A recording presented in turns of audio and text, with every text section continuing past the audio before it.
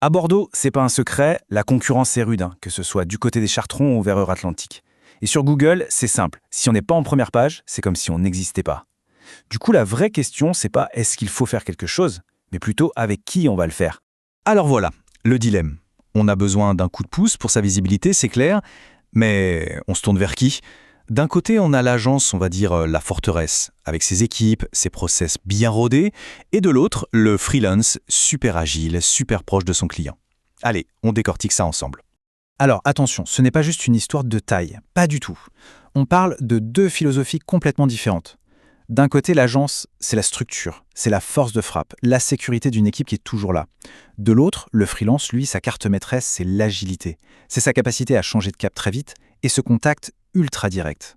Et au niveau de l'expertise, comment ça se passe? Eh bien, l'agence, imaginez un orchestre. Vous avez des spécialistes partout. Rédaction, technique, design, le tout dirigé par un chef d'orchestre.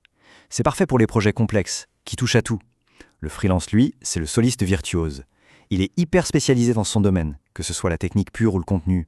C'est un expert pointu qui va apporter sa vision, sa patte unique.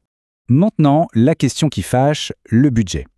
L'agence, en général, ça va être un forfait mensuel, forcément un peu plus élevé parce que ça inclut les frais de structure, les salaires, les outils, bref, c'est le prix de la tranquillité d'esprit. Le freelance, lui, va plutôt fonctionner au TJM, le taux journalier moyen.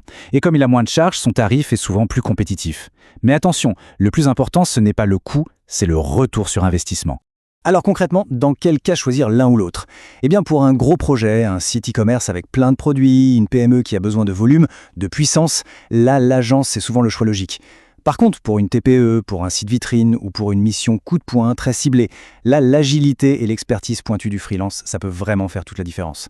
Donc vous voyez, au final, le vrai critère, c'est l'ADN du projet. Il n'y a pas de bonne ou de mauvaise réponse. La question à se poser, c'est de quoi a-t-on besoin là, maintenant?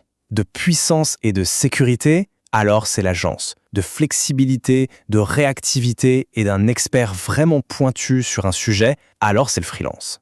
Et pour finir, il faut garder une chose en tête. Le SEO, ce n'est pas un 100 mètres, c'est un marathon. Votre réputation en ligne, elle se construit sur la durée.